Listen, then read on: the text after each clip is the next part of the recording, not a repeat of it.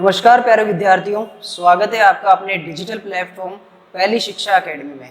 मैं किशन मालाकार लेकर आया हूं आपके लिए कक्षा 10 विषय गणित का दूसरा अध्याय जिसका नाम है बहुपद। ठीक है, बहुपद क्या होता है उसके बारे में सबसे पहले हम जानते हैं। आपने कक्षा 9 के अंदर जो बीजगणितीय रूप होता है संख्याओं का और चर राशियों का, यानी चर और अचर राशियों का जो बीजगणितीय रूप होता है उनके बारे में आपने पिछली कक्षाओं में पढ़ा होगा। उनके बारे में मैं वापस बात करता हूँ कि वो चीज़ें क्या होती है। देखो, जो बहुपद होता है आपका, ये जो बहुपद है वो दो चीज़ों से मिलकर बनता है। इसके अंदर आपको चर राशियां देखने को मिलेगी और इसमें एक आपको अचर राशियां देखने को मिलेगी। अब ये चर और अचर राशियां क्या होती है? तो अचर राशियां तो वह होती है जो परिवर्तित नहीं होती है, जो फिक्स रहती है, जिनका मान फिक्स रहता है। ऐसी कौन सी चीजें हैं जिनका मान फिक्स रहता है? तो वो आपकी गणित के सारे अंक होते हैं जिनका मान फिक्स रहता है। अगर किसी प्रश्न में कोई संख्या का मान कुछ भी है, जैसे 5 किसी प्रश्न में अगर कोई संख्या आई है तो उसका मान दूसरे प्रश्न के लिए भी 5 ही होगा, उसका मान चेंज नहीं होगा। तो गणित के जो सारे अंक होते हैं आप कुछ भी ले सकते हो, -5, 11/7, जितनी भी आपकी संख्याएं होती है वो सारी क्या होती है? अचर राशियां होती है जिनका मान बिल्कुल परिवर्तित नहीं होता है। ठीक है, अब हम बात करते हैं चर राशियां क्या होती है। तो चर राशियां ऐसी राशियां हैं जिनका मान हर प्रश्न के लिए आपको अलग अलग देखने को मिलेगा। ये मान जो होता है, चर राशियों का मान किसी एक प्रश्न के लिए फिक्स नहीं होता है। इसका मैं अगर आपको उदाहरण दूं तो आप किसी भी प्रश्न को हल करने के लिए जो बीजगणितीय रूप वाले प्रश्न आते हैं उनको हल करने के लिए आप x मानकर करते हैं कि माना किसी की आयु x वर्ष है, माना किसी के अंकों का योग जो है x है, तो वहां आपको x का मान प्रत्येक क्वेश्चन के लिए अलग अलग देखने को मिलता है। तो वही चीज है चर राशियों में, आपको जितने भी आपके अल्फाबेट होते हैं इंग्लिश में उनको हम मैथ्स में प्रयोग करते हैं। जैसे ABC हो गया, XYZ हो गया। ठीक है, कुछ भी ले सकते हो आप, PQRS पूरे 26 लेटर जो है वो आप काम में ले सकते हो। तो ये चर राशियां होती है। चर का मतलब जो चलती रहती है, जो अलग अलग मान पे चलती रहती है, वो आपकी चर राशियां हो गई। और अचर राशि जो किसी एक मान पर फिक्स हो जाती है, यानी आपके सारे गणित के जो अंक है उनका मान फिक्स होता है, वो आपकी अचर राशियां होती है।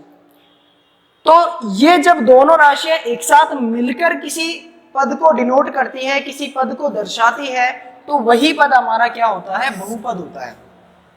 अब ये दोनों मिलकर किस प्रकार से आएगी आपके सामने कि a जो है वो +3 के रूप में आ सकता है, यानी चर राशि जो है किसी अचर राशि के साथ प्लस के रूप में आ सकती है।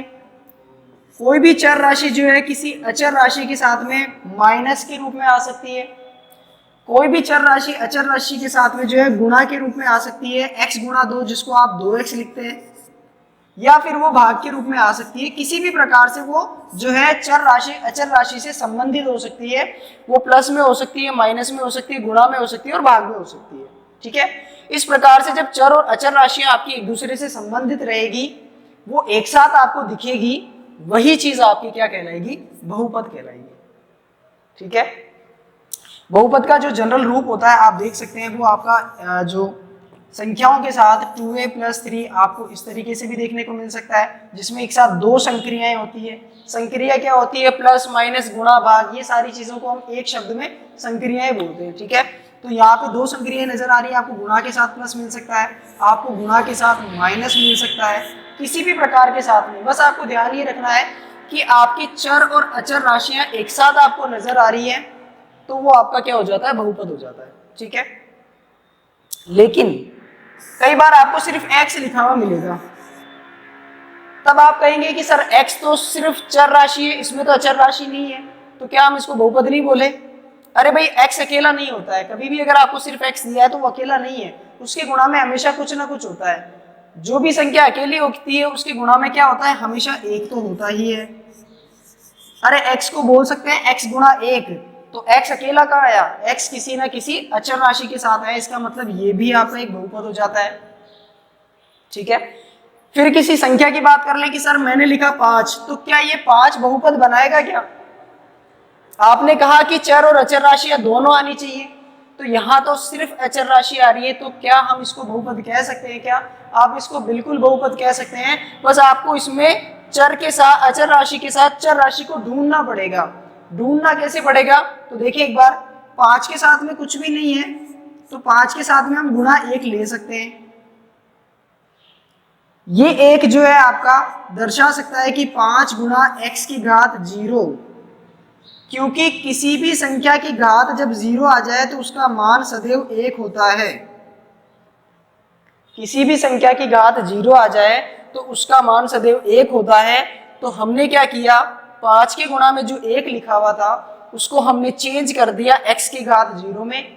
ये जो x की घात 0 होती है वो आपका चर रूप लेकर आ गई, 5 आपका अचर रूप था ही, दोनों ने मिलकर क्या बना दिया, बहुपद बना दिया। ठीक है, अब हमने अलग अलग टाइप के बहुपद देख लिए हैं, तो इसी प्रकार से हम सबसे पहले तो बहुपद की परिभाषा सीखेंगे कि बहुपद की परिभाषा होती क्या है। फिर कुछ बहुपदों के प्रकार के बारे में हम बात करेंगे कि बहुपदों के प्रकार किस प्रकार से होते हैं। बहुपदों की घात के बारे में भी हम बात करेंगे कि बहुपद की घात किसे कहते हैं। ठीक है।